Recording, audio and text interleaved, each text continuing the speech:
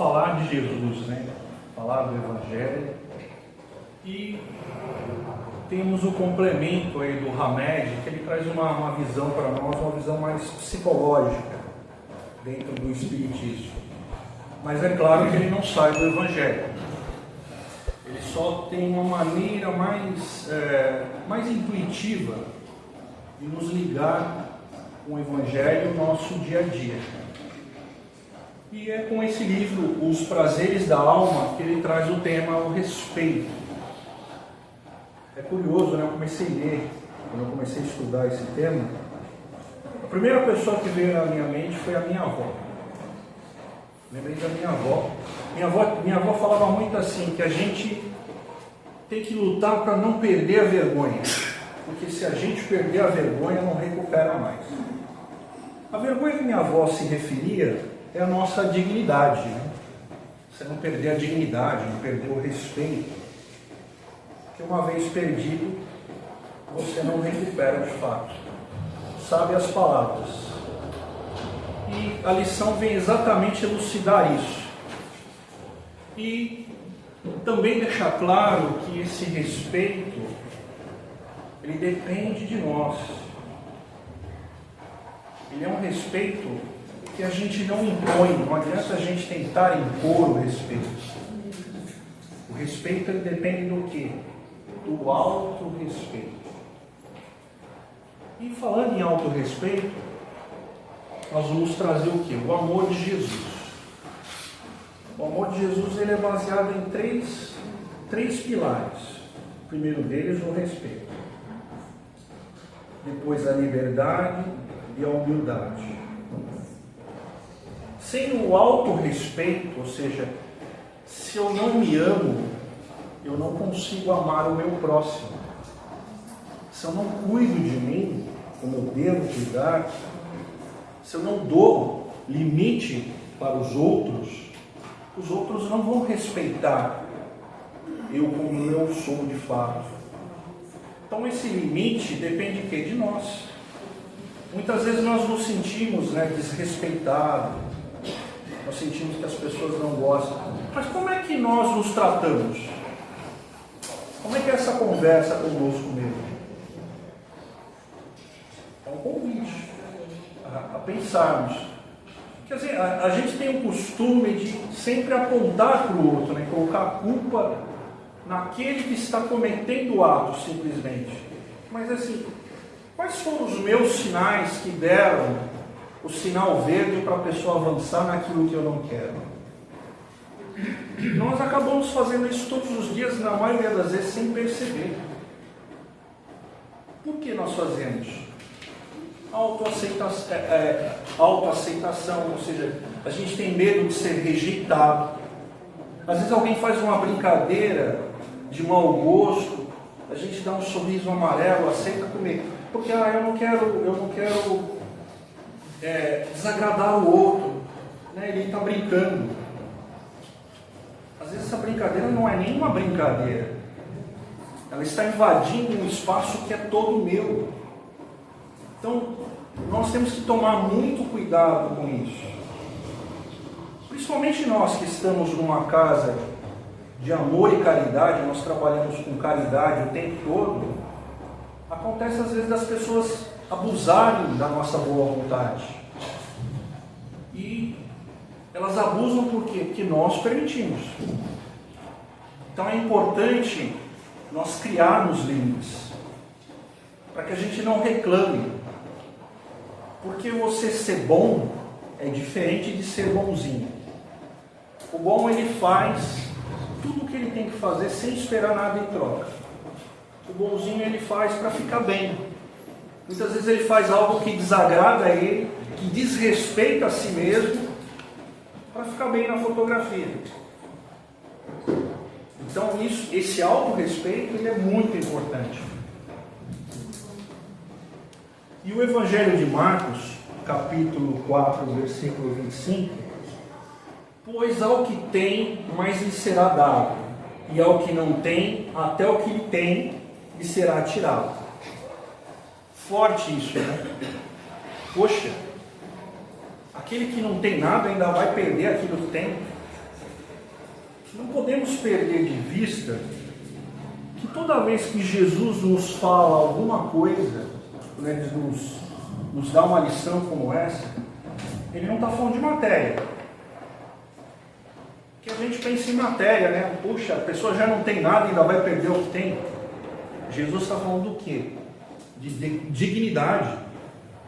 Ou seja, aquele que não tem a própria dignidade, ou seja, quem tem dignidade terá mais respeito de todo mundo. Ou seja, ele vai multiplicar esse respeito. Agora, aquele que não tem, ele além de perder a dignidade, ele perde o respeito de todo mundo. É isso que o Evangelho quer dizer. É essa máxima que Jesus nos traz para nós o quê? Nos observarmos mais, o olhar mais atento, mais vigilante. Ou seja, temos cuidado com essa questão do respeito. E ele também traz numa outra parábola, parábola dos talentos, que pode ser aplicada essa questão do respeito. Acho que a grande maioria conhece a parábola. Um senhor, ele deu 5 talentos a um dos seus servos. Ele começou a dar esses talentos de acordo com o quê? Com a capacidade que ele via em cada um deles. O segundo ali do meio, ele deu 2 talentos. E o terceiro ele deu 1. Então todos os 2 primeiros dobraram os talentos. Acabaram dobrando. E o terceiro, com medo de perder o único talento que ele tinha, ele enterrou. Qual é o maior talento que nós temos que desenvolver? Nós temos vários, mas o primeiro deles é a dignidade e o respeito. Se nós enterrarmos o nosso respeito, a nossa dignidade, o que vai sobrar? Todo o resto não vai importar. Ninguém observa uma pessoa que não se dá o respeito, por mais que ela tenha outros talentos. Ela não é digna da admiração de ninguém. Então essa parábola nos chama a atenção sobre isso. O que nós estamos fazendo com os nossos talentos? Será que a gente está enterrando? Então, cuidado. Por quê? É importante que a gente o quê? Multiplique esses talentos. Ou seja, eu seja uma pessoa respeitável em todo o mundo. Não é só na minha casa. Não é só com as pessoas que me conhecem. Tem um ditado popular que diz que com humildade e respeito você entra e sai de qualquer lugar. E isso é uma verdade. Mesmo sem você conhecer ninguém. Se você entra num recinto, em qualquer lugar, numa comunidade, com humildade e respeito, você entra e sai dela. E todos vão te respeitar. Porque isso é um desenvolvimento moral. Você não precisa falar, você não precisa se impor, simplesmente agir naturalmente. E é importante, nesse processo, não perdermos o nosso espelho de vista. Primeira coisa que derruba quando nós não temos o autorrespeito, nossa autoestima. Nossa autoestima vai lá embaixo. Porque nós não brilhamos. A gente não consegue se olhar. A gente não consegue se ver. Então essa conversa com o espelho, ela não é só uma conversa com o tempo, né? Olhar os cabelos brancos, as rugas, mas olhar o quê? O seu olhar, o seu brilho nos olhos. Os olhos são os espelhos da alma. Então quando nós olhamos, conseguimos nos encarar no espelho, é um bom sinal. Então isso nos engrandece, espiritualmente falando. E aí nós vamos receber aquilo que nós damos. É assim que funciona o universo. Ou seja, se eu dou respeito, eu vou receber. Automaticamente. Agora é importante também, né, a lei de igualdade, né? Nenhum de nós é melhor um que o outro, e nem pior.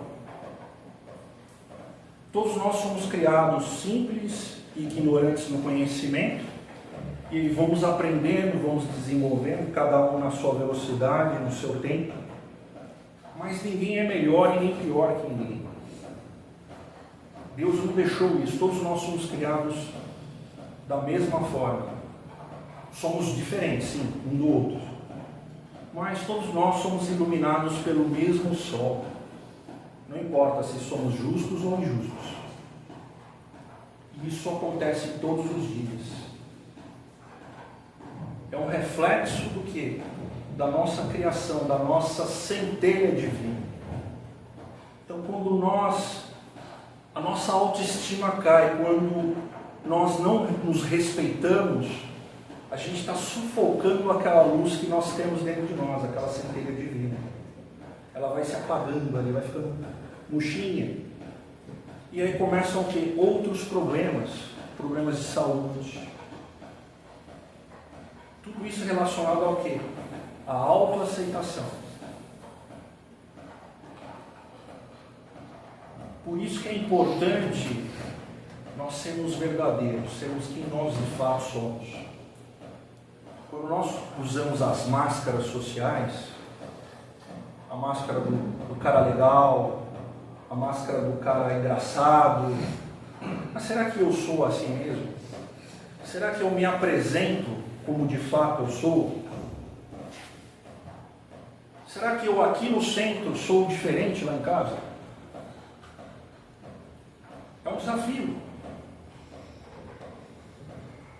Você tem que ser você mesmo em qualquer lugar. É que nós temos a preocupação de nós incomodarmos os outros. Mas a primeira pessoa que tem que estar incomodada somos nós mesmos. Ou seja, eu me aceito como eu sou. Se eu me aceito, aqueles que gostam de mim vão me aceitar. Agora, os que não gostam, sinto muito, problema deles. Não é um problema meu. Vai ser problema meu daqueles que eu não gosto. Isso será um problema meu. Mas por isso a importância dessa quebra das máscaras. Em outras lições, o Hamed fala sobre a sombra. A sombra o que é? Nós começamos a projetar nos outros aquilo que nós não gostamos em nós. Por isso o artifício da máscara. Então nós começamos a projetar em outras pessoas, na verdade, aquilo que de fato nós somos. Começamos a perseguir, começamos a não aceitar. Por isso é importante se libertar, né, dessa roupagem artificial. Sermos nós, espíritos verdadeiros. Esse é o primeiro passo para a felicidade. Quando nós nos libertamos disso, o caminho da felicidade está aberto. E outra coisa, quando nós renunciamos ao nosso controle, quando nós fazemos parte do plano de outras pessoas, e eu falo isso no âmbito geral, trabalho, muitas vezes o que acontece? Nós precisamos ali do trabalho e nós somos designados para fazer coisas que nós não esperávamos, aí a gente acaba indo, poxa, mas eu preciso do emprego. E aí alguém vai fazendo planos com a sua vida. E aí a sua vida pessoal, fora do trabalho, ela começa a ser afetada. A vida com a esposa, a vida com os filhos, tudo em nome do que? Eu não quero desagradar o meu chefe, eu não quero me opor àquilo que eu não gostei. Percebe o impacto que isso tem em nós? Estou aqui dando o exemplo do trabalho, mas na vida pessoal também. Quando nós não nos conversamos e vamos sendo levados pelos planos dos outros, é uma carroça desgovernada, é um problema. E aí vem o quê? A infelicidade. Esse é o passo perfeito para a infelicidade. Se o anterior era perfeito para a felicidade, esse é exatamente ao contrário.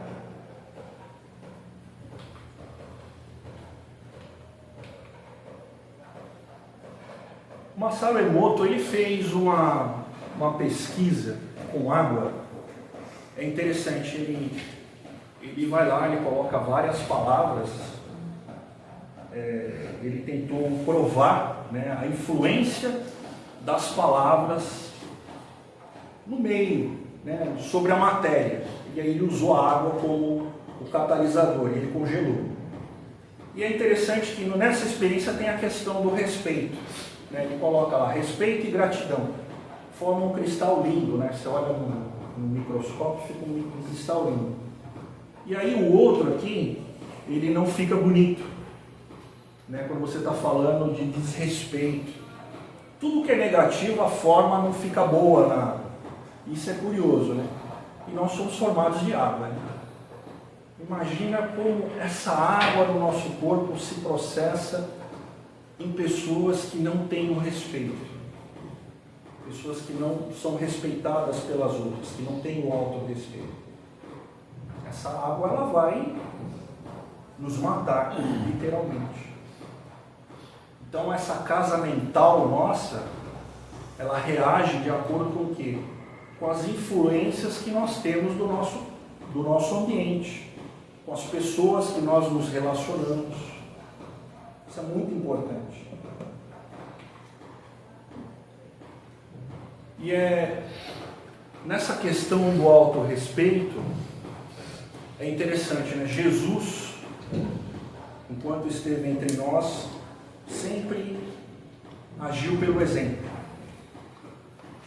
E curiosamente Jesus, ele viveu encarnado numa época bastante difícil para as mulheres.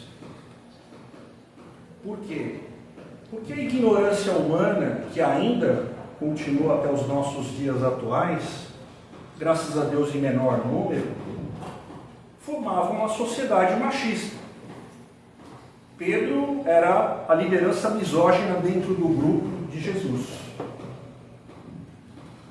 Só que Jesus é interessante, Jesus ele viu o potencial de cada um. Mesmo Pedro sendo misógino, ele tinha um papel importante dentro do grupo. Só que Jesus, se nós pegarmos o Evangelho de Maria de Magdala, Jesus deixa claro nesse Evangelho gnóstico que ela foi a única que entendeu todos os seus ensinamentos e que estava pronta espiritualmente falando. Ou seja, ela alcançou a elevação com Cristo ainda encarnado. Talvez seja por essa razão que ela foi a primeira a ver o Cristo, quando ele retorna. E ele deixa um papel muito importante dentro do grupo, um papel que as mulheres exerciam, inclusive o papel financeiro do grupo. Ou seja, os homens do grupo dependiam financeiramente da ajuda das mulheres. Nós estamos falando aqui, por exemplo, da Joana de Cusa. Joana de Cusa, para quem não sabe, é a nossa Joana de Ângeles. Uma encarnação depois, ela é Joana de Ângeles. Mas ela conviveu com Jesus. E ela tinha condições financeiras, materiais. Então ela colaborava muito com esse grupo. Então todas elas têm um papel muito importante. E Jesus o quê? Ele exaltou essas mulheres dentro do grupo. Apesar da resistência masculina, houve o autorrespeito de todas elas. Elas conviveram ali com os homens e exerceram um papel muito importante aí durante o período que Jesus esteve entre eles. Mas nós não podemos perder de vista, nessa questão do machismo, o Hamed deixa isso muito claro, que o ser humano, quando ele encarna, ele é como se fosse uma argila. Ele vai sendo moldado ali pelos pais, pelo ambiente, pela convivência com as pessoas. Então, o que acontece durante séculos? A mulher tem que ter um papel fundamental nesse processo de transformação do machismo. Ou seja, de não criar um filho machista. Moldar essa argila. Inclusive, elas têm um papel fundamental aí na questão do terceiro milênio. Então, esse autorrespeito da mulher na transformação social é muito importante. Começa o quê? Nas crianças. Ou seja, influenciar as crianças de maneira positiva para nós erradicarmos essa questão do machismo. O machismo é péssimo, inclusive, para os homens. Não é bom. E esse resgate feminino, ele foi dado a duras penas. A história da mulher livre hoje é uma história muito recente. Não é uma história longa, de várias reencarnações. Então é uma história muito recente que tem um papel fundamental na transformação do mundo agora para o mundo regenerado. Ou seja, a mulher ocupando papéis que ela nunca ocupou, tomando decisões que elas nunca tomaram, influenciando positivamente. Eu creio, por exemplo, se hoje as maiores potências do mundo fossem governadas por mulheres, nós não teríamos guerra. Por quê? Porque a mulher é mãe. A mãe jamais vai mandar um filho dela para a guerra. O homem não. O homem orgulhoso, que é o filho soldado. A mulher quer o filho vivo. Ela não quer um filho soldado. Até nisso, o papel da mulher é importante. Por isso que algumas nações já elegeram mulheres presidentes. Para quê? Para mudar essa questão da violência que nós vivemos, infelizmente ainda vivemos. Isso é um passo importante nessa virada. E um outro ensinamento do Evangelho que tem muito a ver com essa lição do Hamed é a mulher que tinha, a mulher hemorrágica, né, que ela tinha o problema lá com o fluxo de sangue. Na época de Jesus, qualquer mulher que estivesse no período menstrual, ela era considerada impura. Era uma convenção.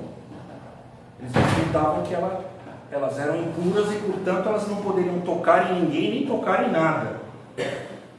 Ou seja, a mulher por si só já sofria um preconceito naquela época. Agora imagina uma mulher no estado dela. Essa mulher era isolada da sociedade. A sociedade não respeitava ela. Só que essa mulher, ela buscou o seu autorrespeito através da sua fé. Olha que interessante. Ela enfrentou todos e o medo, que ela poderia ter sido morta, inclusive.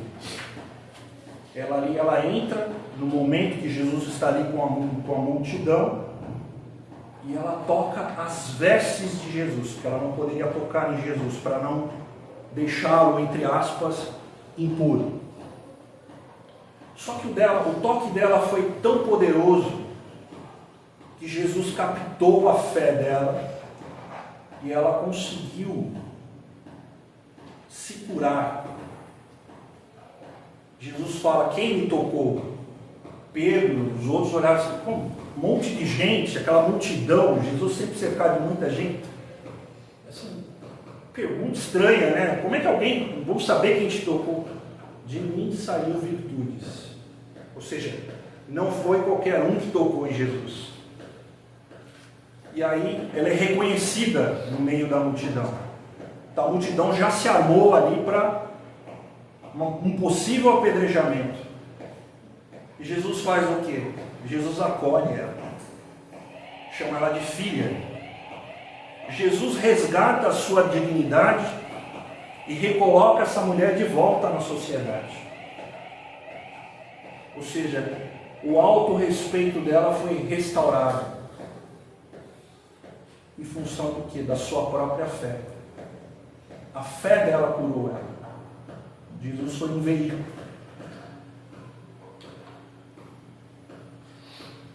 O despertar da mulher, né? Essa legitimação do terceiro milênio.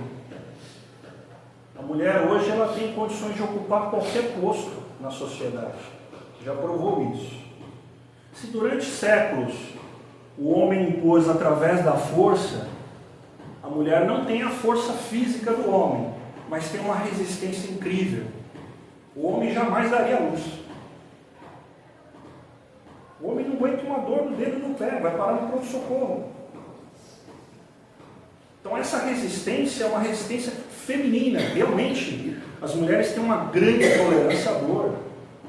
E não só a dor, uma tolerância grande a muitas outras coisas. Então é importante a mulher assumir esse papel protagonista. Porque infelizmente nós vemos casos ainda, apesar das conquistas femininas, alguns retrocessos. Ou seja, esse impulso da mulher, ele é importante para a sociedade como um todo. Não só para a mulher, mas todos nós somos beneficiados com isso. Essas vozes, do interior, elas vêm de que forma? Dessa sublimação, dessa autoaceitação. Nós criamos uma conexão direta com os espíritos superiores. Quando nós nos respeitamos, eles também nos respeitam. Nós vamos atrair o quê? Bons espíritos. Agora, se a gente vive naquela deixa a vida me levar, é igual o rio, qualquer coisa vai levando. Então nós temos que ter esse leme nosso, controlar a nossa vida, não deixar a nossa vida nas mãos dos outros. Para quê? Para ter essa inspiração. E essa inspiração, ela reflete no nosso dia a dia, pessoalmente, profissionalmente. Quantas pessoas, por exemplo, esta mulher, uma cientista brasileira que está sendo muito citada sobre a recuperação de pessoas que perderam a mobilidade. Olha a inspiração de ir lá, pegar uma célula tronco, por que tem que ser aquela célula? Desenvolver um trabalho de anos, e aí algumas pessoas, milagrosamente, voltam a ter os movimentos, pessoas que eram desenganadas. Uma mulher que fez isso. E outros exemplos, nós podemos ficar aqui 1 hora só falando de exemplos. Mas isso é o quê? Isso são vozes. É a conexão. Ou seja, é a predisposição a querer fazer o bem. Eu preciso fazer algo para ajudar muita gente. Isso é muita gente, essa ajuda dessa mulher, essa descoberta. Então isso é divino, é inspiração divina.